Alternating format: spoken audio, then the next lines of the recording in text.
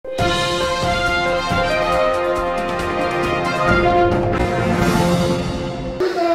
मैं हूं छवि फागना और आप देख रहे हैं मरुधर बुलेटिन। मरुधर बुलेटिन लगातार किसानों की आवाज़ उठा रहा है और इसी के साथ हमारे साथ बलदेव सिंह सिरसा हमारे साथ बने हुए हैं। तो चलिए इनसे कुछ बातचीत करते हैं।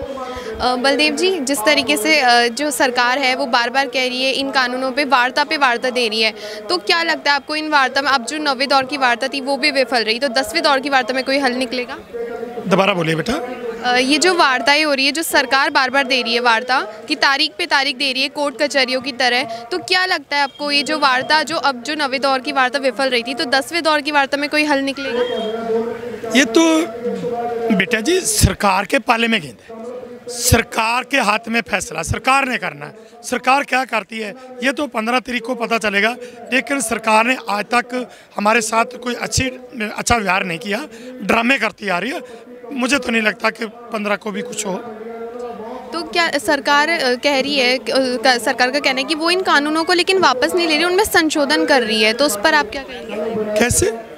सरकार कह रही है कि हम इन कानूनों में संशोधन कर देंगे, तो उस पर आप क्या कहेंगे? हम संशोधन नहीं, हम तो ये रद्द कराएंगे, क्योंकि ये एक मिसाल देती है, उसी में सारी बात आ जाएगी।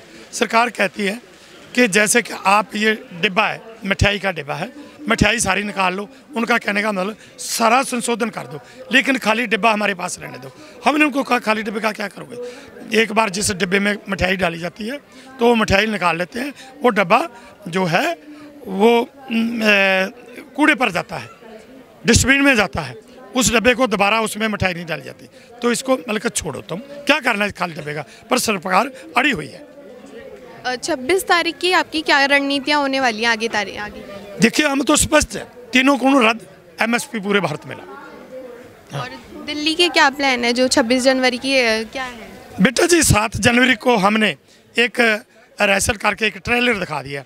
26 जनवरी को आपने देखना क्या होगा, वो तो 26 जनवरी आप देखोगे तो हैरान हो गए, लेकिन पीसफुल रहेगा, शांतमय रहेगा और एक इतिहास होगा जो कि आने वाले समय में पूरे संसार में उसका एक नया ही रूप होगा, जो संसार के लोग देखेंगे।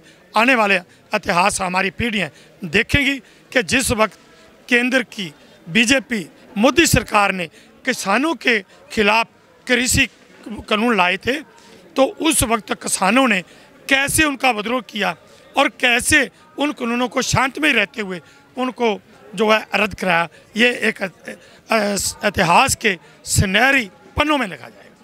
इस आंदोलन को आज 47 दिन हो गए हैं, लेकिन लगातार ये जो आंदोलन है, पहली बार ऐसा ये आंदोलन है जो शांतिपूर्वक चले जा रहा है, लेकिन उस आंदोलन में कल जो हरियाणा में हुआ उस पर आप क्या कहेंगे?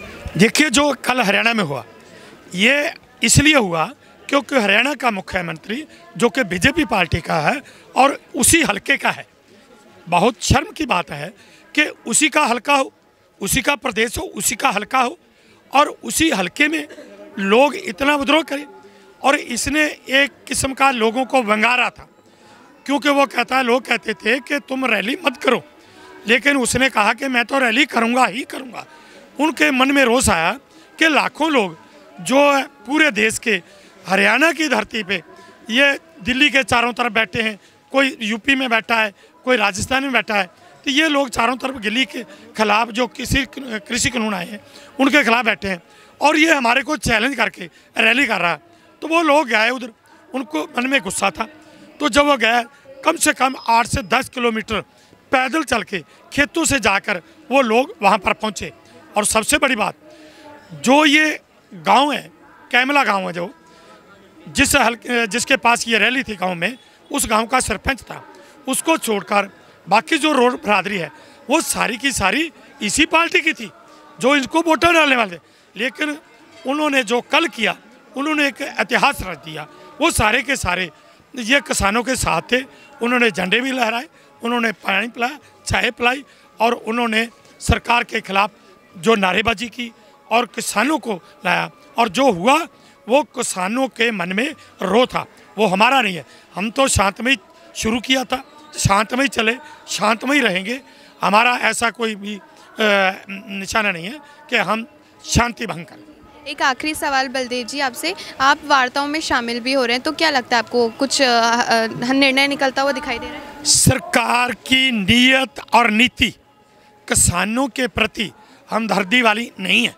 ये सरकार चाहती है कि ये संघर्ष लंबा चले और इस संघर्ष में जब लंबा चलेगा लोग आना हट जाएंगे तो अपने आप ख़त्म हो जाएगा। तो पर लेकिन सरकार की जो विचार था, जो सोच थी, उस पर पानी फिर रहा है। लोग दिन प्रतिदिन बढ़ रहे हैं।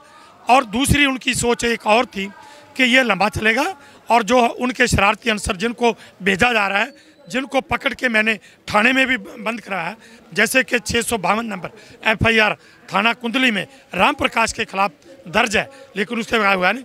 उनका मानना था कि उनकी सोच थी, उनकी विचार थी कि इन शरारती अनसरों से हम वहाँ पर कोई ऐसा काम करेंगे जिससे ये संघर्ष तार पीड़ो होगा, फेल हो जाएगा और अपने आप ये लोग उठ जाएंगे और बदनाम होंगे, यहाँ पर आगजनी होगी, लोग मरेंगे। ये उनकी सोच पर सरकार की ये सोच है, जिसलिए इसको लंबा चला रही है और तभी हमारी मांगे नहीं मान।